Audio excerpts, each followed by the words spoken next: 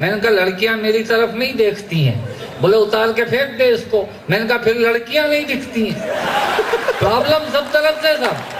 अभी ये अनुज हमको उधर से गेस्ट हाउस से लेके आ रहे तो 2 लड़कियां वहां बैठी हुई मेरे को देख के कहने लगी, उनके पास एक लड़का बैठा, वो लड़का मेरे से बोला, बोले चश्मा लगाता है तो उल्लू नजर आता है। मैंने कहा नहीं लगाऊंगा तो तू गधा नजर आएगा। नंबर का चश्मा है, मेरी अपनी प्रॉब्लम है। सरदार जी की बात बता रहा था, सुरेंद्र सिंह जी ने अभी इंडिको गाड़ी खरीदी, आए वापस आके बोले यार फेल गाड़ी ले ली। मैंने कहा गाड़ी तो बढ़िया है। बोले नहीं बेकार गाड़ी है। मैंने कहा क्या हुआ, गाड़ी तो फर्स्ट क्लास है। बोले यार माँ को दिखाने गया था, 20 किलोमीटर दूर गांव है, माँ को दिखाने गया था, गाड़ी जाने में 20 मिनट लगे, वापस आने में 7.5 घंटे लग गए। मैंने कहा 7.5 घंटे? बोले हाँ। मैंने कहा कैसे? बोले गाड़ी फेल है। मैंने कहा हुआ क्या? बोले कंपनी वाले भी बेवकूफ है, जाने के 4-4 गियर लगा रखे, वापस आने का एक ही गियर लगाया। भाई मेरा रिवर्स में आया। ये हमारे सुरेंद्र सिंह जी के किस्से हैं। मैं आपको 1-2 छोटी-छोटी कविताएं सुनाता हूँ। आज हम कुमार के यहाँ गए, बच्चों की बात कर रहे थे। मंजू जी आप एक टेक्निक कहाँ चली गई? अब बोल रही थी कि साबुन भी बेच रहे हैं कपड़े उतार के। अब सूट टाई पहन के क्या साबुन की एड या मॉडलिंग कर सकता है कोई? टाई का विज्ञापन करना होगा तो सूट दिखाएगा, अब साबुन का विज्ञापन है तो कपड़े तो उतारने पड़ेंगे। मालूम नहीं है, बोलते हैं, जबरदस्ती बोल जाते हैं, उसमें हास्य पैदा हो जाता है। मैं आपसे निवेदन करता हूँ 1-2 छोटी-छोटी कविताएं आपको सुनाता हूँ। कुमार विश्वास के घर गए तो इनकी पत्नी मेरे से कहने लगी, बैठो बैठो हम भैया चाय बना दें। मैंने कहा भाभी मैं चाय नहीं पीता। बोले क्यों? मैंने कहा मेरे को एसिडिटी होती है।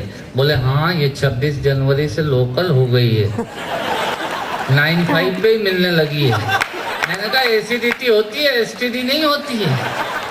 बोले ये क्या होती है? मैंने कहा बीमारी होती है। बोले अच्छा मैं दूध लाती हूँ। 1 गिलास दूध लेके आई, मैंने वो दूध देखा, फेंक दिया, ढोल दिया। दूसरा गिलास लेके आई, मैंने वो गिलास भी फेंक दिया। तीसरा गिलास जब मैं फेंकने जा रहा था दूध का तो मेरे से कहने लगी क्या हूँ भैया हम आपके लिए 3 गिलास दूध लाए, आप फेंक रहे हो। मैंने कहा भाभी दूध में मक्खी है। भाभी बोली मक्खी दूध में नहीं है, चश्मे के कांच पे चिपकी हुई है। हमारे साथ प्रॉब्लम है साहब। अपना चेचिस भी अलग टाइप का है। मैं आपको एक हास्य की कविता सुनाता हूँ, सुनिएगा, मजे की कविता। एक कौम पाई जाती है साहब, उस कौम को, उस जाति को बोलते हैं रायचंद, राय बहादुर, राय सिंह। ये वो लोग होते हैं जो अनवांटेड सजेशन देते हैं, जबरदस्ती। आप कोई भी काम करिए ये आपको राय देने आएंगे। ये खुद के स्कूटर का, मोटरसाइकिल का पेट्रोल जला के आएंगे। इनको कहते हैं रायचंद। इनका एक ही काम होता है राय दो। ये बड़े में भी पाए जाते हैं, छोटे में भी पाए जाते हैं, महिलाओं में भी होते हैं, पुरुषों में भी होते हैं। इनका एक ही काम बस राय दो। कोई मांगे या नहीं मांगे दो। मेरे एक दोस्त की दादी खत्म हो गई, हम उसको उठाने की तैयारी कर रहे, इतने में ही मेरे कंधे पे किसी ने हाथ रखा। मेरे से कहने लगे भाई साहब कहाँ ले जाएंगे? मैंने कहा स्विमिंग पूल में ले जाएंगे। बोले यार आप बहुत मजाक करते हो। मैंने कहा मर गई है तो शमशान ले जाएंगे। बोले नहीं नए वाले पे ले जाएंगे कि पुराने वाले पे ले जाएंगे। मैंने, हमारे उज्जैन में 2 शमशान है। मैंने कहा नए वाले पे। बोले यार पुराने वाले पे ले जाते तो वहाँ का मजा कुछ और है। मैंने कहा इस डोकरी को कहीं भी जला दो, इसके जलने से तेरे मजे का क्या लेना देना। पर नहीं साहब, आदमी राय दिए बगैर मानता नहीं है, और राय दिए बगैर उसका बस नहीं चलता, वो हर जगह राय देता है। मैंने वहां से एक कविता निकाली। आदमी इतना चालू हो गया साहब, हम किसी के यहाँ बीमारी में तबीयत पूछने जाते हैं तो बुके लेके जाते हैं। ये 2-in-1 प्रोग्राम है। बुके लेके जाओ, बीमार के सिराहने रख दो, बच गया तो ठीक, बहुत अच्छे, नहीं तो आपकी तरफ से फूल चढ़ी गए हैं।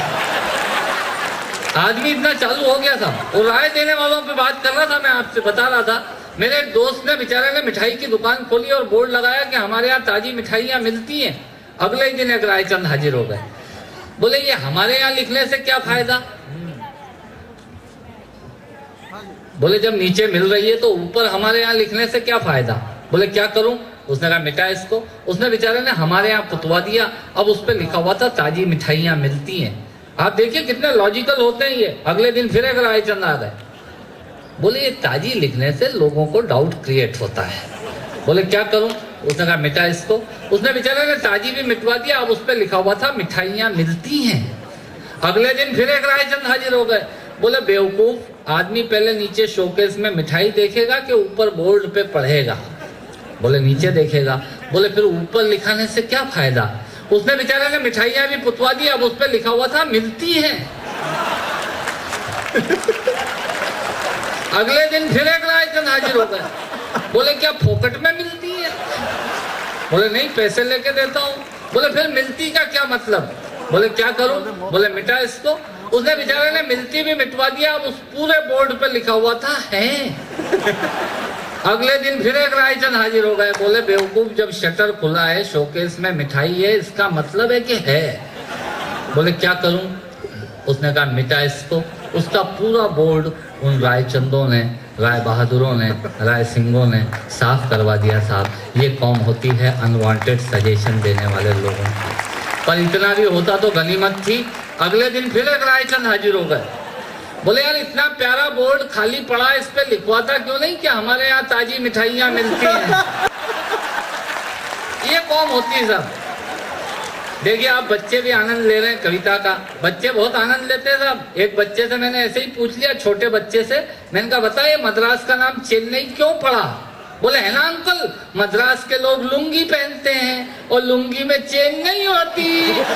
ये बच्चे इतने चालू हो गए साहब। एक बार तालियां बजा दीजिए, मैं कविता शुरू करता हूँ। कविता का शीर्षक है मजा ही कुछ और है। कविता का शीर्षक है मजा ही कुछ और है। ये तकिया कलाम होता है इन लोगों का। ये रायचंद जो राय देते हैं, आप एम्स में इलाज कराने ले जाएंगे, वो आपको बोलेंगे अरे वो मूलचंद में ले जाते हैं, वहां का मजा कुछ और है। ये होते हैं रायचंद। आप कोई काम करिए, ये तुरंत हाजिर होंगे। इनका एक ही काम, राय दो। ये खुद किराए के मकान में रहते हैं, पर आपके बनने वाले 25 लाख के द्वारका वाले मकान में राय देने आएंगे कि वास्तु के हिसाब से किचन कहाँ होना चाहिए। इनका काम एक ही है, राय दो। मैंने वहां से कविता निकाली, कविता आनंद के लिए। जब मैं कहूँ मजा ही कुछ और है, आप ताली बजा दीजिएगा। कीन ऑब्जर्वेशन है सोसाइटी का, आपको आनंद आएगा। मैं कहाँ कहाँ पहुंचने की कोशिश कर रहा हूँ, आप देखिएगा। कविता का शीर्षक है मजा ही कुछ और है। दांतों से नाखून काटने का, छोटों को जबरदस्ती डांटने का, पैसे वालों को गाली बकने का, मूंगफली के ठेले से मूंगफली चखने का, कुर्सी पे बैठ के कान में पेन डालने का और डीटीसी की बस की सीट में से स्पंज निकालने का। मजा ही कुछ और है। दांतों से नाखून काटने का, छोटों को जबरदस्ती डांटने का, पैसे वालों को गाली बकने का, मूंगफली के ठेले से मूंगफली चखने का, कुर्सी पे बैठ के कान में पेन डालने का और डीटीसी की बस की सीट में से स्पंज निकालने का। मजा ही कुछ और है। एक ही खूंटी पे ढेर सारे कपड़े टांगने का, नए साल पे दुकानदार से कैलेंडर मांगने का। भले जगह नहीं हो पर आदमी पूछता जरूर है, क्या सेठ इस बार कैलेंडर वैलेंडर नहीं आए क्या?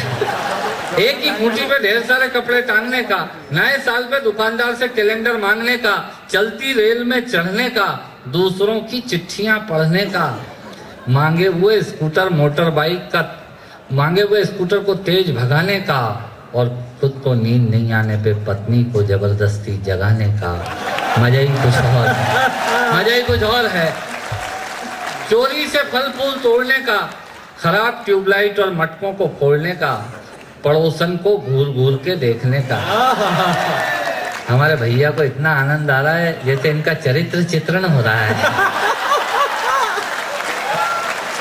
बहुत अच्छे।